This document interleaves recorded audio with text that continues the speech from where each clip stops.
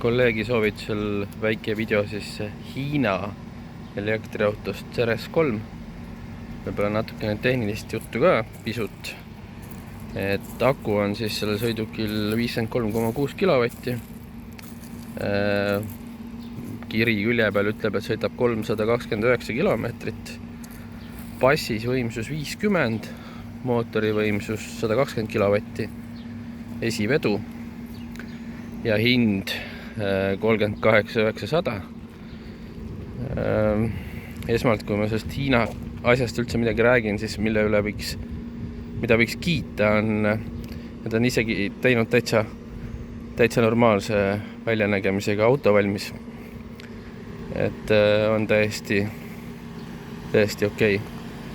Mis on veel positiivne selle autol, mida kohe mainida, on see, et tema tarbimine linnas on väga hea ja kaasa tulev varustus standardina on samamoodi väga hea, alustades siis nahkistmetest, lõpetades kiirushoidikuga. On küll tavaline kiirushoidik ja rajal hoidmise süsteem on üles ehitatud lihtsalt teavituse peale, aga panoramkatus ja katuseluuk ja kliimad ja multimeedia ja kõik sellised asjad. Enne kui sisse minna, siis niisugused natuke võib-olla hiinalikud asjad, et uksed käivad väga kõvasti. Tagumist pagasnikut tuleb ikka päris väänata. Müra on suur ja tarbimine maantee peale on üllatavalt suur, et kuigi linna tarbimine on väga hea ja väga eeskujulik, siis linnal või maantee peal tarbimine selline 18, 110 alas kuni 24 ja kogu selle testperioodi puhul keskmiseks sain 19,3, et see on suhteliselt suur tarbimine tänapäeval. Et siia sisemusse pugeda, siis siin nagu nad väga palju milleski alla ei jää, et on küll minu jaoks natuke totter, et muidu nagu suhteliselt kaasaegne disain, aga ventilatsiooni või õhuvahed on nagu Dacial. Rool, sõiduasendi, kõik saab ilusti paika. Nupud on sellised natukene plastiku moodi ja väga niisugused algelised ja kogu sisu on suhteliselt palju plastikut, mis natuke nigiseb.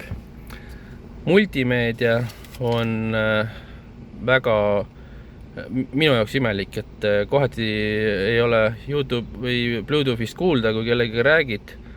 Teinekord siit erinevad funktsioone vahetades jääb raadio vait, aga niisuguse põhilise oma töö teeb ära ja siin on ka mingisuguseid Hiina enda selliseid äppe juures, mida ma siin väga proovima ei hakanud, aga töötab. Ei saa nagu selles osas kurta. Kosti pole, nupuke, drive mode'id, tagasilaadimine.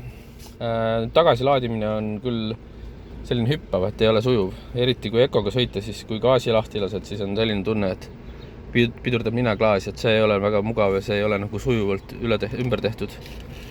Muus osas panipaigad, kõik asjad on nagu okei.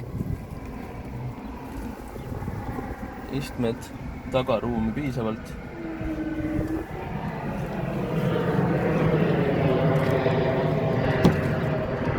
Tagaiste kohal on piisavalt ruumi, et paistab, et see siseruum on tulnud kõik pagasniku arvelt.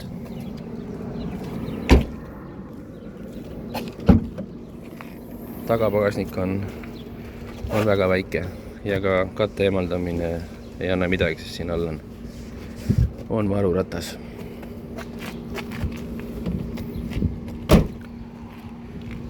Kokkuvõtteks,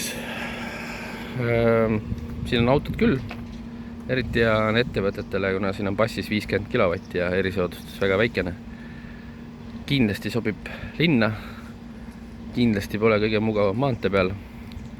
Samas selle hind, leti hind on suhteliselt okei, et võib-olla pisut on kõrge, aga ma arvan, et see kõik on räägitav. Esmased mugavused kohe olemas, ei pea midagi juurde võtma. Aku ja reitsi hoidmine okei, välja arvatud maanteel ja laadimisvõimekus ka tegelikult väga hea, isegi kodulaadijaga. Et lihtne auto, palju asju kohe peal, hea linnas sõita, kõrge. täiesti okei. Ei saa selles osas midagi halba öelda. Võib-olla materjalide kasutamine ja selline üleminekud ja tihendid ja plastik ja selline asi, aga muidu väga okei.